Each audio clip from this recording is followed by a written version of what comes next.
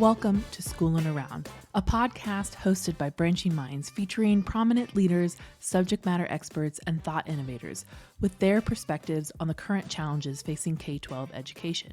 I'm your host, Larissa Napolitan, a former teacher, instructional coach, and a member of the Branching Minds team. My hope is to shine a light on phenomenal educators and those that are on a mission to transform our schools and the lives of students.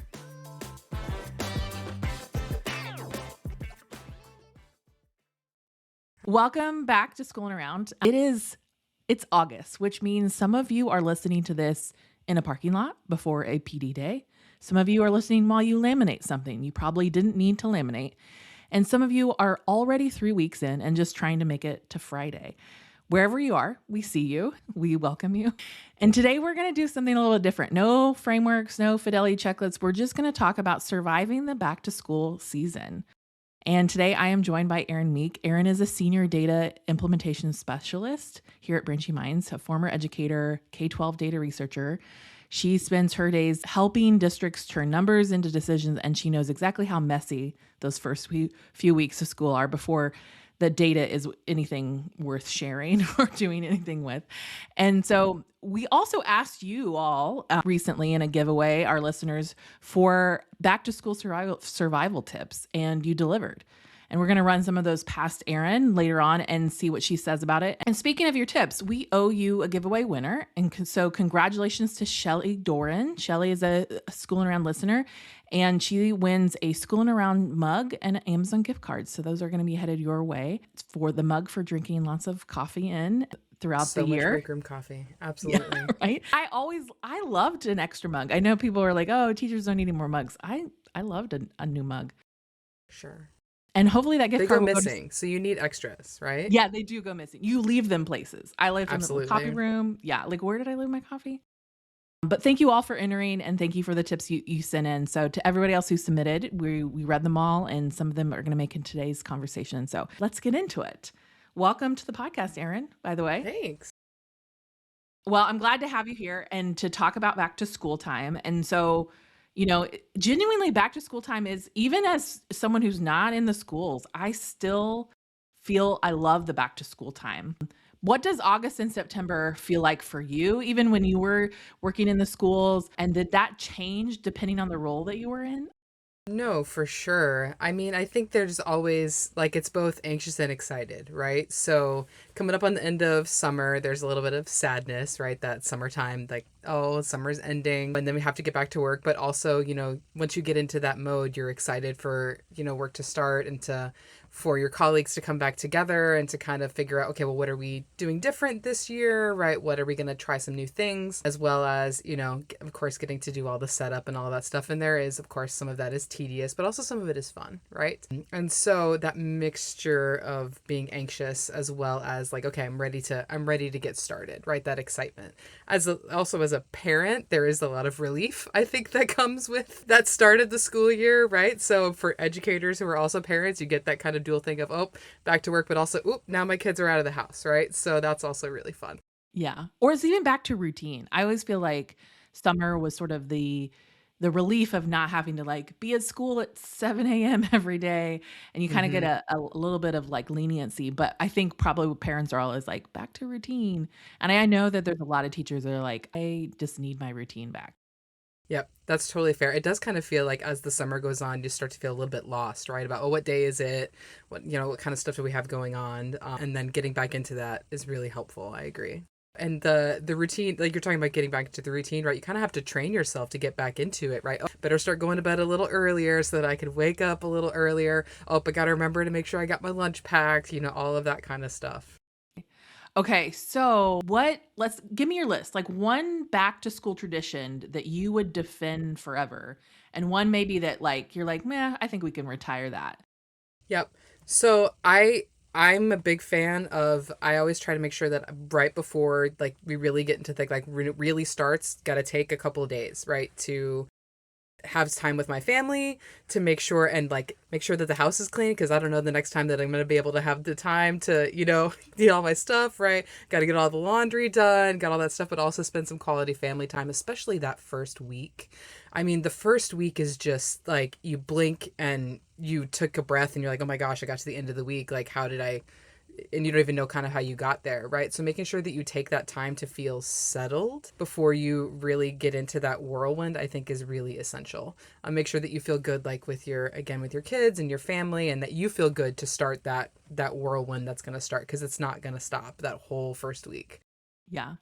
And I think as someone who, like, when I stepped into a role as an instructional coach where I was supporting other teachers, Mm-hmm. right? I didn't have a classroom myself to set up. I knew that like the weeks before the students came back were actually my busiest times because I was helping teachers, I was troubleshooting, problem solving. I'm sure we're like working with data. We got to get all this stuff in order for the teachers to be ready to start. And I always just remember just those were the really exhausting weeks for me. So even before teachers came back, even before the students came back, really taking the time to set up my office, to have things in place, have my notepads for my to-do list so Mm-hmm. that when teachers returned, when students came, then I could kind of get into the work. And I even after the first day of school was kind of a relief for me because it's okay, teachers are busy. Now I can get to my other part of my to-do list. Sure. Yeah. So I'm sure that there's those that listen to the podcast that if you sit in a different role, you're not a teacher, but you are supporting people in the classroom, you kind of feel that. And you're talking about, that sort of data aspect of setting up that infrastructure right before school really starts. Definitely a lot of work to be done there. And then you're navigating like the challenges of contracts and when are folks working, where they're not. We know that everybody works off contract. We don't have to talk about it, but we know that it's real. And so just making sure that folks feel supported as they can step into that role so that they have what they need to do well is a lot. I agree. Yeah. Well, and I think that even just that role of when you're in a position where you're doing something that's in the support of the teachers in the classroom, Mm-hmm. thinking through, okay, what are the things that absolutely need to be done so that those teachers can have the freedom to not worry about kind of the stuff behind the scenes, but be with the students. Like I always think of how do I free them up to make sure that they're ready for students, because in a way that's so much part of that role of being in support. I do think there's one thing to think about of thinking through like a to-do list. So one of the suggestions that a lot of people wrote in for the giveaway survey Mm-hmm. that I gave was that make a to-do list, write everything down, organize your like priorities. And someone just said prioritize what you actually need to get done. And I think we can have a really long to-do list, but in reality, you're not going to get all those things done. You just really prioritize what absolutely has to get done. That's like a daily thing for myself all the No, time. I I'm like, totally agree. That to-do list could be, I mean, it's so overwhelming if you try to put everything in a row and say, oh my gosh, what? And I have to do all of this at one time, right? For me, I've always had a lot of luck with the sort of Kanban system, right? Of this is stuff that has to get done. This is stuff that I need to get to eventually. And sometime in the future, it would be great to get to this. So you're talking about prioritizing, right? Because realistically, what can we actually get done in the time that we have? It's really, this has to be done today. I can maybe get to this later. It's a important thing to kind of again to take that time for yourself and to figure out what makes the most sense for you in getting all of your stuff done.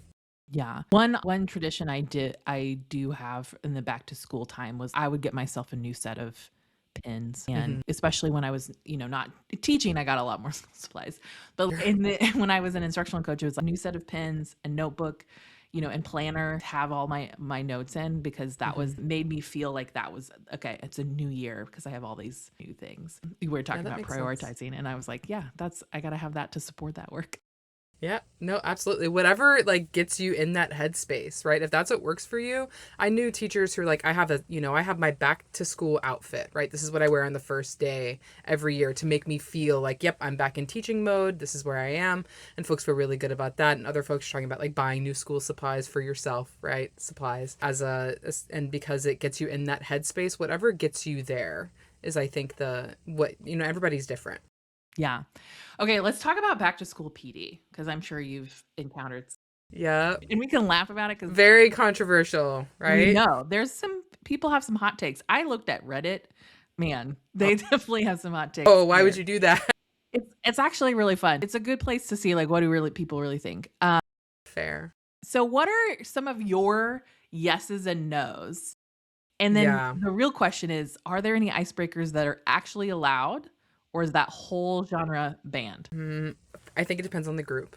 That's the thing to me. So yeses, I think if we're going to take the time to pull people, right, from planning time, right, from things that they know that they could be spending their precious time on, if we're going to pull people out of that and pull them together, it needs to be very targeted. I think PD needs to be very targeted, right? If it's something that could reasonably be done asynchronously or be done in an email, I think it's okay to do that asynchronously or do it in an email. If it is very targeted, like if we're talking about curriculum modeling, right? Like we're doing a new reading curriculum this year.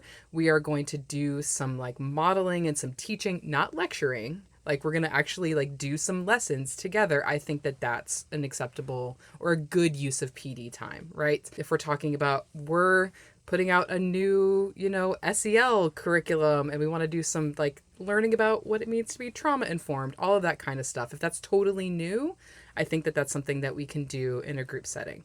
Like we're implementing new technology. Do you know how to use it? You have a smartboard in your room this year. Have you ever used it before? No, let me show you how to use it. I think those are all acceptable uses of PD and even like really good uses of PD. But bringing folks together to do the back to school, hey, how's everybody doing? I don't know that that's always super necessary.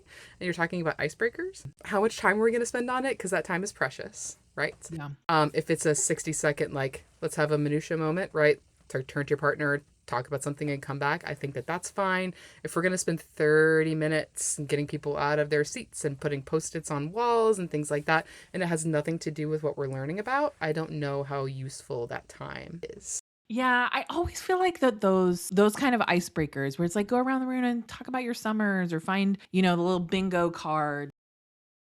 To me, it's not super organic and it feels a little forced. I do think fun team building. I worked in a middle school where we were all in different teams. And so we would do team building where we do competitions. Like there was just some things where it was fun and it was a way to bring that team together, especially if there's new people. And because competition is kind of a big thing with the students as well. So it's kind of a way of Sure. modeling of like what we do with the students.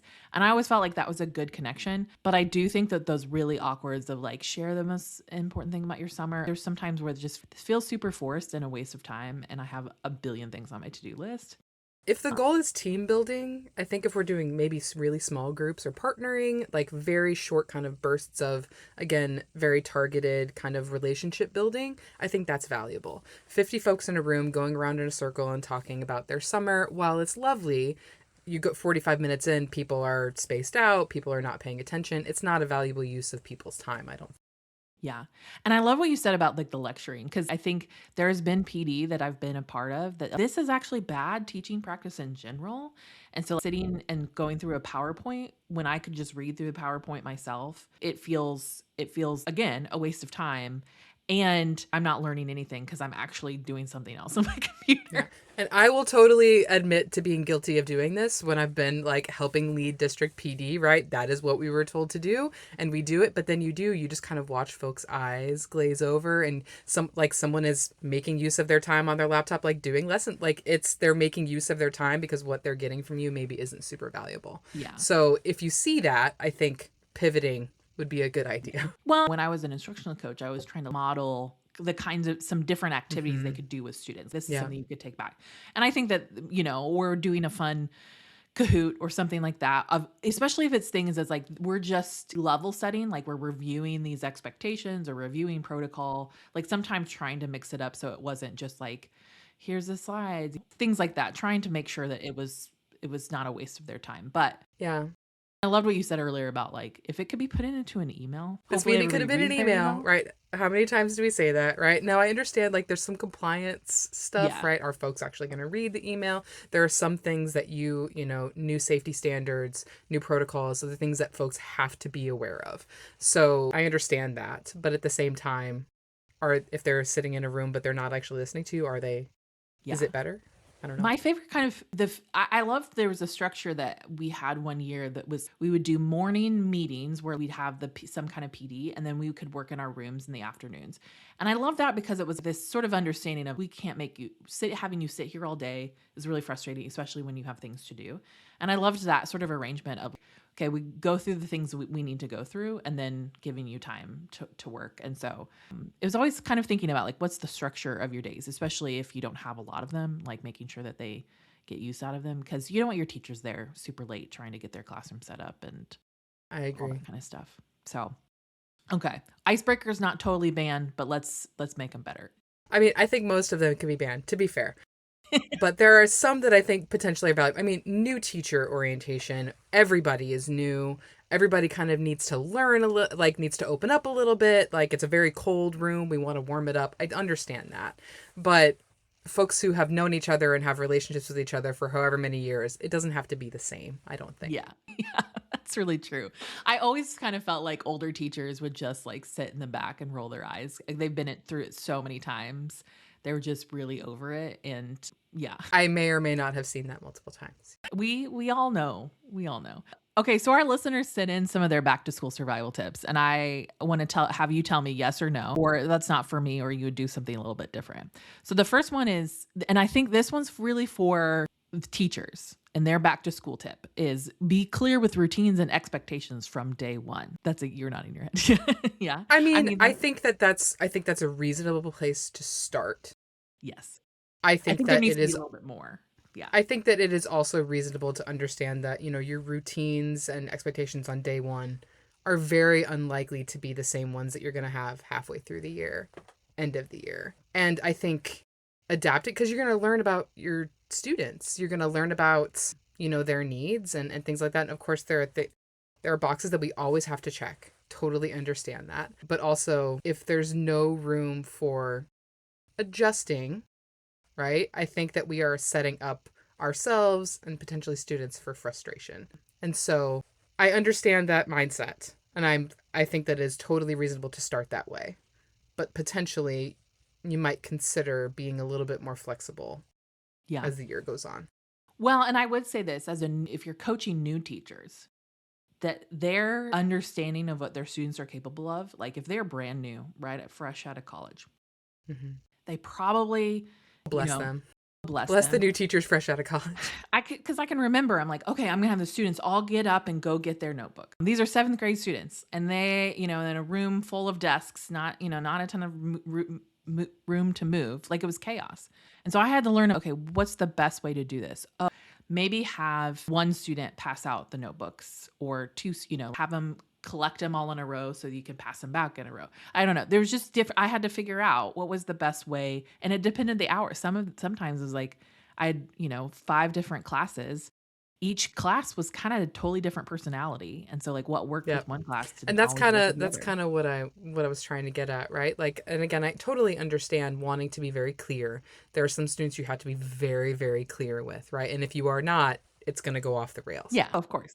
Understand that without a doubt. But also, again, what works for one group might not work for another. What works at the beginning of the year might need to be adjusted.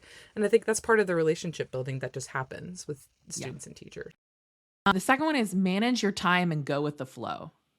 I feel like it's 2 different kind of things, but like I feel it's a very different mindset. Yeah, that might work for some folks. I think what you were talking about, that might work for folks who have been maybe rigid and then adjusted their own teaching style. So maybe that mindset might come with time. I don't know that I would give that advice to a newer educator. Well, and I think manage your time. I mean, I could say that with if you're looking at those in roles that are supporting teachers, like an MTSS director, or like there's a big thing of manage your time, because if you have a more flexible schedule, you have to kind of manage your own time. Because I do think like when you're in the classroom, your time is very like a little more rigid, and go with the flow. To me, I don't know if that's necessarily. And maybe if you are an older teacher, more established, go with the flow feels a little bit easier to do.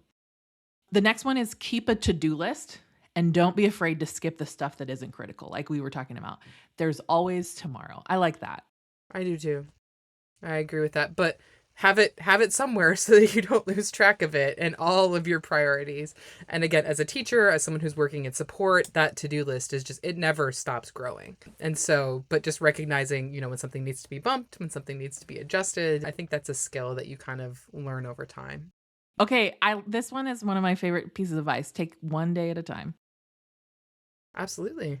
Yeah. I think No, without a doubt. to me, it's even take 1 hour at a time or take, one thing at a time. Try not to do more than, because I think that's really critical for educators to, like we were talking about earlier, we can make a really long to-do list and we've got to prioritize and we think about, okay, one thing at a time, and not, because then it's easy to get overwhelmed.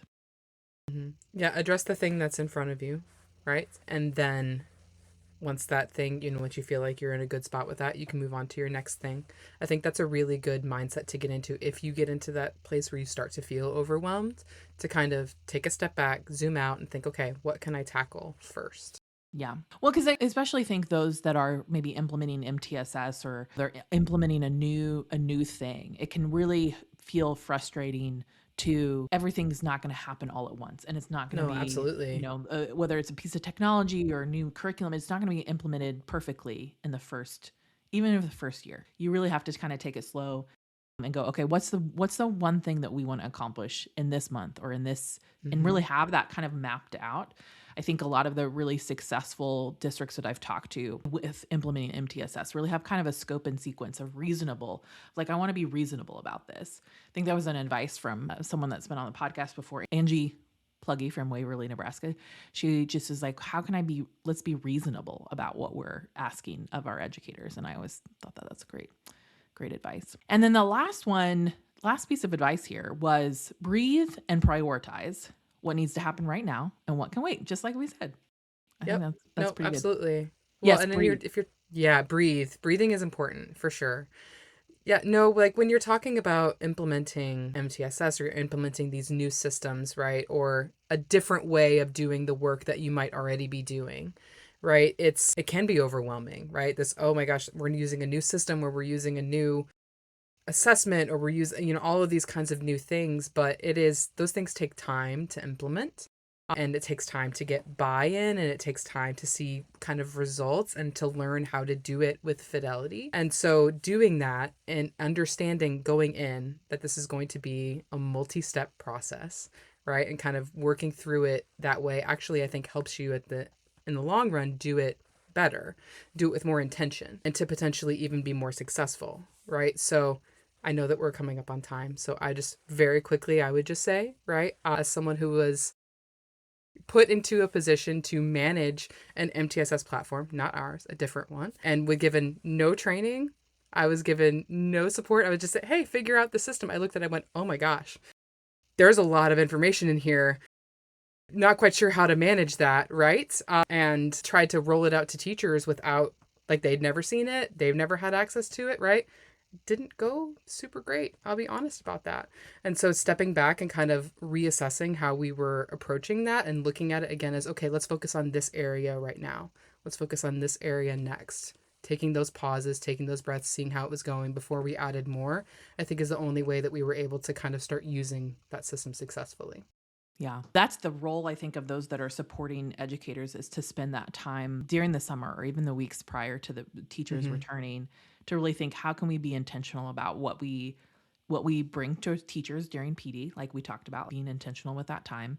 And then also just being intentional about, we don't want to overload them. They are overwhelmed with the needs of the students in the classroom, or they have lots of things on their to-do list, teaching, right? So, like, really trying to go, what's reasonable about what we can do here. And I think also breaking it down into to steps and not thinking that you have to, like, do everything perfectly right away, because that won't happen. And then oftentimes that's when things get abandoned after a year, because it's like Exactly. we thought Yep, we've that's gone too exactly much. it. Yep. We want to, teachers do have so much, and expecting rollouts of multiple new systems, rollouts of multiple new curriculums in the same year, and understanding what is feasible and what's reasonable to ask of folks and providing that surrounding support, like we were talking about, I think is the only way that we can expect those things to be successful. Because ultimately, that's what everybody wants, right? We want these systems that we're implementing to be successful so that we can better support teachers and meeting the needs of students. Because the goal should always be to make that easier, not more difficult. Yeah. So here's our summary of our advice: breathe, make a to-do list, prioritize, take one day at a time, Our list is and getting very long be there. reasonable. And Yeah, be it's getting long. reasonable. Yes. Well, Erin, I appreciate you being here. This was just a fun conversation about back to school. And I think we can say that it can be a really fun time, but it can be really overwhelming. And we just hope that everybody out there takes time to take care of themselves in whatever way that works for them, but also take care of each other. And yeah, have a great back to Absolutely. school time. Have a Yeah. great new year. Breathe, enjoy your back to school outfit, drink the break room coffee, and get through that first week. Yeah. Yeah. Take a nap that weekend. Absolutely, without a doubt. Well, thank you so much for being here. Thanks.